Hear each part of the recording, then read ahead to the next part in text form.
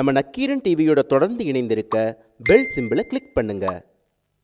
முன்னாள் நிர்வாகி சொன்னார Siva, Tamil திரையுலகத்துக்காக ஜிஎஸ்டிக்காக super star Rajini குரல் கொடுப்பாருன்னு எதுக்கு என்னென்ன பில்டப் கொடுக்கணும் அளவு இருக்கு சார்.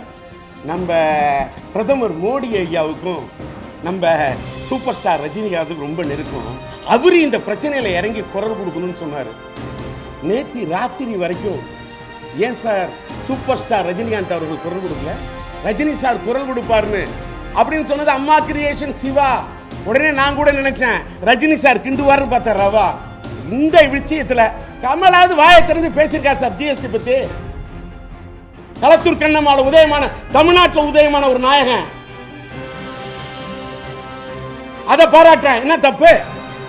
கபாலி திரைப்படத்துல சூப்பர் ஸ்டார் நடிச்ச படம், படம் முடிக்கல துப்பாக்கி வச்சு சொல்லுவாங்க. அந்த படத்துக்கு டாக்ஸ் ஃப்ரீ.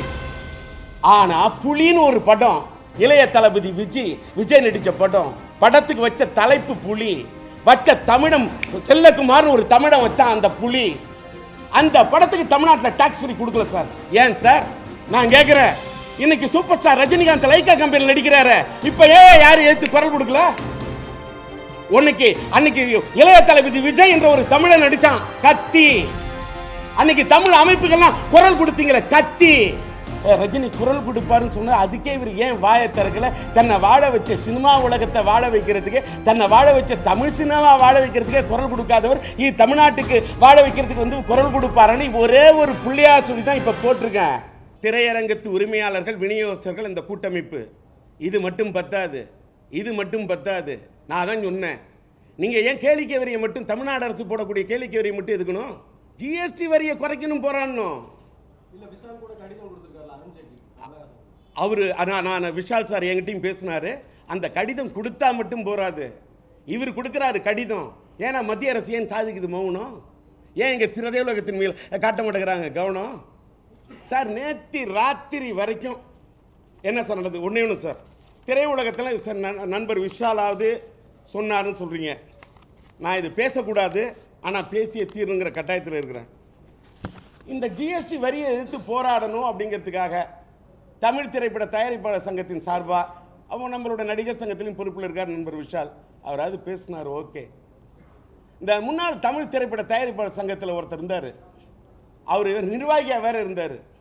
அவர் தாங்க இந்த அம்மா கிரியேஷன் சிவா. அவர் சொல்றாரு ஜிஎஸ்டி வரி தமிழ் திரையுலகத்தை பாதிக்குமா? நம்ம பிரதமர் மோடி ஐயாவுக்கும் நம்ம சூப்பர் ஸ்டார் ரஜினிகாந்துக்கு ரொம்ப நெருக்கம். அவரு இந்த பிரச்சனையில இறங்கி குரல் கொடுக்கணும்னு சொன்னார். நேற்று ராத்திரி வரைக்கும் ஏன் சார் சூப்பர் ஸ்டார் ரஜினிகாந்த் அவர்கள் குரல் கொடுக்கல? நான் கூட சொன்னாரு, இப்படி சொன்னது யாரு? ரஜினி சார் குரல் கொடுப்பாருன்னு அப்படின்னு சொன்னது அம்மா கிரியேஷன் சிவா. உடனே நான் கூட நினைச்சேன் ரஜினி சார் கிண்டுவார்னு பார்த்தேன் ரவா. எதுவுமே கிண்டல. ஆனா அவரை தான் சொல்றாரு சிவா. தமிழ் திரையுலகத்தில் நான் இன்னைக்கெல்லாம் என்னெல்லாம் வாழ வச்சு சினிமாங்க, எனக்கு சோறு போட்டது சினிமா. இன்னைக்கு நான் ஒரு திரையரங்கத்தை பார்த்தா கையெடுத்து கும்பிடுவேன். திரையரங்கங்க தான் என்னோட கோவில். திரையரங்களுக்கு வந்து போகிற மக்கள் தான் அந்த என்னுடைய தெய்வங்கள். இன்னைக்கு நான் தட்டில் சோறு எடுத்து போட்டு சாப்பிட்டா என்னோட ஒவ்வொரு சோத்து பிறக்கையும் ஒரு ரசிகனை தான் பார்ப்பேன். என்னை வாழ வச்ச சினிமாவுக்கான இன்னைக்கு குரல் கொடுக்குறேன். ஏன் சார் பெத்த தாயே வாழ வைக்க முடியாட்டா மற்ற தாயை வாழ வைக்க முடியுமா? தன்னை வாழ வச்ச தமிழ் சினிமாவுக்காக குரல் கொடுக்கலன்னா இந்த தமிழ்நாட்டுக்காக யாராவது குரல் கொடுத்து வாழ வச்சிட முடியுமா? இதுதான் சார் நான் கேட்கக்கூடிய கேள்வி. இந்த தமிழ் திரைப்பட தயாரிக்கிறது முன்னாள் நிர்வாகி சொன்னார சிவா, தமிழ் திரையுலகத்துக்காக ஜிஎஸ்டிக்காக சூப்பர் ஸ்டார் ரஜினி குரல் கொடுப்பாருன்னு எதுக்கு என்னென்ன பில்டப் கொடுக்கணும் அளவு இருக்கு சார். நான் கூட சூப்பர் ஸ்டார் ரஜினிகாந்த் மேலே மரியாதை வச்சிருக்கேன். நண்பர், நல்ல நடிகர், பெரிய சூப்பர் ஸ்டார், அவருக்குன்னு ஒரு அந்தஸ்து இருக்கு, எல்லாம் ஓகே. அவர் குரல் கொடுப்பாருன்னு சொன்னோன்னே இன்னைக்கு வரைக்கும் ஏன் சாதிக்கிறார் மௌனம்? ஆனால் அவருக்கு தான் இந்த பில்டப்பு. அதாவது நான் என்ன சொல்ல வரேன், வேற எந்த விஷயத்துக்கோ கூட நீங்க வாங்கி திறக்கிறதுக்கு சாதிக்கலாம், மௌனம் சாதிக்கலாம். உங்களை வாழ வச்ச தமிழ் திரையுலகத்துக்காக, தமிழ் திரையுலகத்தை வாழ ஏன்னு கேட்டால் யாரோ சின்ன படம் எடுக்கிறாங்க, வாழ்ந்தான்னா செத்தான்னா அப்படின்னு நினைக்கக்கூடாது. அப்போ பெரிய திமிழங்கள்லாம் சின்ன மீன்கள், சின்ன படங்களை எடுக்கக்கூடாதுன்னு நினைக்கிறீங்களா? சின்ன படங்களை இருக்கக்கூடாதுன்னு நினைக்கிறீங்களா? சின்ன படங்களுக்கெல்லாம் என்ன வரி இருந்தான்னா நான் என்ன சொல்கிறேன், 50 ரூபா ஒரு ஒரே ஒரு என்ன சொல்ல வருது, ஓசூரில் அந்த கலெக்டர் ஸ்ட்ரிக்ட்டு சார், 50 ரூபா டிக்கெட்டு 30 ரூபா ticket, total audience housefull. Ticket rate கட்டணம் குறைக்கப்படணும். இன்னைக்கு சமச்சீர் வரின்றாங்களே, ஒரே சீர்திருத்த வரின்றாங்களே, சினிமா தேட்டருக்குள்ளே போனால் ஏன் சார் இன்னைக்கு இதிலெல்லாம் இந்தியா முழுவதும் ஒரே வரியான்? நான் கேட்குறேன், வெளியில் வந்து ஒரு பாப்கார்ன் ஒரு விலை, வெளியில் ஒரு பாப்கார்ன் ஒரு விலை, பப்ஸ் ஒரு விலை, கோக் ஒரு விலை. ஆனால் சினிமா தேட்டருக்குள்ளே எதுக்கு சார் இந்த விலை? எம்ஆர்பி ரேட் மேக்ஸிமம் ரீட்டைல் ப்ரைஸ்னு ஒன்று இருக்குல்ல, அதை மீறி எப்படி இப்படி விற்கிறாங்க வேலை? இதுக்கு மோடி அரசு எடுக்குமா நடவடிக்கை? நான் கேட்குறேன், உள்ள ஒரு நாங்கள் திரையில் பார்க்கணும் அமீர் கான், திரைக்குள்ளே பார்க்கணும் நாங்கள் ஷாருக் கான், திரைக்குள்ளே நாங்கள் பார்க்கணும் சல்மான் கான், அதுக்காக நாங்கள் விலை கொடுத்து வாங்குறது பாப்கார்ன் அவ்வளோ ரூபா கொடுக்கணுமா? காம்போ 350 ரூபா. அதாவது இந்தி ஆர்டிஸ்டை பார்க்கறதுக்கு அந்த விலை கொடுக்கலாம். ஒரு சில பெரிய தேட்டரில் காம்போ என்ன காம்போ, பாப்கார்னு, கோக்கு, பப்ஸு, இது 350 ரூபா. கார் பார்க்கிங் அந்த ரேட்டு என்ன கந்து வெட்டியை விட கொடுமையாக இருக்கு. இன்னொன்று டைம் கூட ஆகிட்டு வெளியில் வந்து அதுக்கு காசு ரேட்டு. ஆக இதுக்கெல்லாம் யாருக்கு? இன்னொன்றுங்க, எப்படிங்க சினிமா தேட்டருக்கு ஜனம் வருவான்? பேய் படம் எடுக்கிறேன்றான், சினிமா தேட்டரில் 10 பேர் உட்காந்துருக்கான், 10 பேரை பார்க்கும்போதே எல்லாருக்கும் பேய் பிடிச்சி அடிச்சிடும் போல இருக்கு. சினிமா தேட்டருக்கு எப்படி கூட்டம் வரும் இவ்வளோ விலை வச்சா? ஏழை எளிய மக்கள் எப்படி படம் பார்ப்பாங்க? எல்லாத்துக்கும் மக்களுக்கு ஏழை எளிய மக்கள் வாழணும்னா எப்படி? சினிமா திரையரங்குகளில் 100 ரூபாயை கட்டணம் அதிகங்க, கட்டணம் குறைக்கப்பட வேண்டும். ஏழை எளிய மக்கள் திரையரங்குகளுக்கு வர வேண்டும். அப்படி திரையரங்குகளுக்கு ஏழை எளிய மக்கள் வந்து பாமர மக்கள் படம் பார்த்தால் மட்டும்தான் பட உலகம் வாழும். இதற்காக திரையுலகத்தினர் போராட வேண்டும். ஜிஎஸ்டி வரியை எதிர்த்து மக்கள் போராட வேண்டும், போராடியே தீர வேண்டும். நான் தமிழ் திரையுலகத்தை பற்றி சிவா வந்து ரஜினி குரல் கொடுப்பாருன்னு சொன்னால் அதுக்கே இவர் ஏன் வாயை திறக்கல? தன்னை வாழ வச்ச சினிமா உலகத்தை வாழ வைக்கிறதுக்கே, தன்னை வாழ வச்ச தமிழ் சினிமா வாழ வைக்கிறதுக்கே குரல் கொடுக்காதவர் இது தமிழ்நாட்டுக்கு வாழ வைக்கிறதுக்கு வந்து குரல் கொடுப்பாருன்னு ஒரே ஒரு புள்ளியா சொல்லி தான் இப்போ போட்டிருக்கேன். அடித்து வர்ற சொல்லுங்க சார். அரசியலுக்கு யார் வேணாலும் வரலாம், அது அவங்களோட உரிமை. ஆனால் தமிழ் தகுதி இருந்தால் தான் தாங்க முடியும் தலைமை.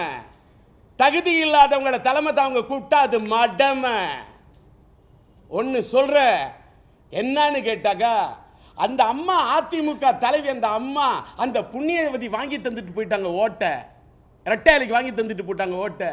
இன்னைக்கு அந்த அதிமுகங்கிற கப்பல் ஆயிடுச்சு ஓட்டை. இனிமே அதை வச்சுட்டு முடியாது ஓட்டை. இவங்களால மக்கள்கிட்ட நின்று வாங்க முடியாது ஓட்டை. ஆனால் அதனால தான் பிரதமர் மோடி ஐயா சுத்த ஆரம்பிச்சிருக்காரு ராட்டை, குழப்ப பார்க்குறாரு தமிழ்நாட்டை. யாரோ சிலருக்காக, சில நடிகருக்காக போட சொல்லி பார்க்குறாரு புது பாட்டை. ஆனால் தமிழன் எல்லாம் சேர்ந்து நிற்க ஆரம்பிச்சுட்டான் எதிர்ப்பை காட்ட. வர்ற சொல்லுங்க யார வேணாலும், அப்புறமா பேசுவோம். இது டீசர், இனிமே தான் இருக்குது ட்ரெய்லர், இனிமே தான் இருக்குது பிக்சர். சார் இனிமேலுக்கு ரஜினியை பற்றி கேட்கக்கூடிய எந்த கேள்விக்கு இப்போ நான் பதில் சொல்ல மாட்டேன். No comments sir. அவர் வர சொல்லுங்க சார். ரஜினிகாந்த் வந்து அரசியலுக்கு வரன்னு ஓப்பனாக ஸ்டேட்மெண்ட் விட சொல்லுங்க சார். வரன்னு சொல்ல சொல்லுங்க சார். நான் கேட்ட கேள்வி, ரஜினியை நான் மதிக்கிறேன், சூப்பர் ஸ்டார்னு சொல்லிட்டேன். தன்னை வாட வச்ச தமிழ் சினிமாவுக்காக ஏன் குரல் கொடுக்கல? அதே அபூர்வரங்கள் நடிச்ச ஒரு கமலஹாசன் கொடுக்கிறாரு குரல். அந்த டி ராஜேந்தர் குரல் கொடுத்தேன், கமலஹாசன் குரல் கொடுக்கிறாரு. எங்களுக்கெல்லாம் பாதிப்பு வராதா? மக்கள்கிட்ட இந்த கேள்வி நான் சொல்றேன். அதுக்கப்புறம் ஒரு பதில் சொல்லிட்டு சார், அவரு அரசியலுக்கு வராரோ வரலையோ, யாரோ நீங்க பண்ணிக்கிட்டே இருக்கிறது பில்டப்பு. யாரு பண்றாங்க செட்டப்பு? யாரு உருவாக்க பார்க்குறாங்க சில பேருக்கு கெட்டப்பு? மக்கள்கிட்ட வாங்க. நான்லாம் புரட்சி தலைவர், மக்கள் தலைவர், புரட்சி நடிகர் பொன்மன செம்மல், மாட்டுக்கார வேளன், மக்களின் தோழன் எம்ஜிஆர் ஆட்சி காலத்திலிருந்து போராடுற பருகூர் தொகுதியில் அம்மாவை எதிர்த்து ரயில் இன்ஜின் சின்னத்தில் நின்னவன் டி ராஜேந்தர். கட்டியை விட்டு இடித்தாலும் யார் காலையும் பிடிக்க மாட்டேன் கலைஞர் ஆட்சியில் எதிர்த்து குரல் கொடுத்தவன் டிஆர். நான் 3 முதலமைச்சர் எதிர்த்து போராடினவன் டிஆர். ரஜினிகாந்தை எதிர்த்து அத்தனை திரைப்படங்கள் திரையுலகத்தில் விட்டு வசூல் பண்ணி காட்டினவன் டிஆர். ரெடியாக இருக்கிறேன் சார். ஒரு வயிற்றுச்சல் சொல்கிறேன் சார். ஒரு பெரிய படம், என்ன ஓப்பனாகவே சொல்கிறேன், கபாலி திரைப்படத்தில் சூப்பர் ஸ்டார் நடித்த படம். படம் முடிக்கல துப்பாக்கி வச்சுட்டு புட்ட புட்ட புட்ட புட்ட புட்டப்புன்னு சுடுவாங்க. அந்த படத்துக்கு டாக்ஸ் ஃப்ரீ. ஆனால் புலின்னு ஒரு படம், இளைய தளபதி விஜய் நடித்த படம், படத்துக்கு வச்ச தலைப்பு புலி, வச்ச தமிழம் செல்லக்குமார்னு ஒரு தமிழம் வச்சான் அந்த புலி. அந்த படத்துக்கு தமிழ்நாட்டில் டாக்ஸ் ஃப்ரீ கொடுக்கல சார். ஏன் சார்? ஏன் நான் கேட்குறேன். இன்னைக்கு சூப்பர் ஸ்டார் ரஜினிகாந்த் லைக்கா கம்பெனியில் நடிக்கிறாரு. இப்போ ஏன் யாரும் ஏற்று குரல் கொடுக்கல? அன்னைக்கு இளைய தளபதி விஜய் என்ற ஒரு தமிழன் நடிச்சான் கத்தி. அன்னைக்கு தமிழ் அமைப்புகள்லாம் குரல் கொடுத்தீங்களே கத்தி, எதிர்ப்பு தெரிவிச்சீங்களே நின்று சுத்தி. இப்ப இல்ல, அன்னைக்கு ஏன் எதிர்ப்பு தெரிவிச்சீங்க? இப்ப நான் கேட்கறது, அன்னைக்கு கத்தி திரைப்படத்தில் இளைய தளபதி விஜய் நடித்த அப்ப விஜய்க்கு, ஏன்னா தமிழ் தேசியம் பேசக்கூடிய உணர்வு படைச்சவர் இதெல்லாம் சார். புலி படத்துக்கு எதுக்கு சார்? குழந்தைங்களாம் பார்க்குற மாதிரி தான் சார் படம் இருந்தது.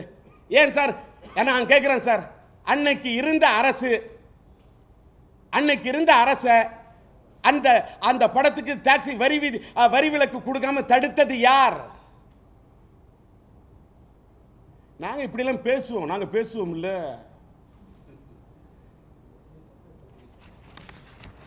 நன்றி.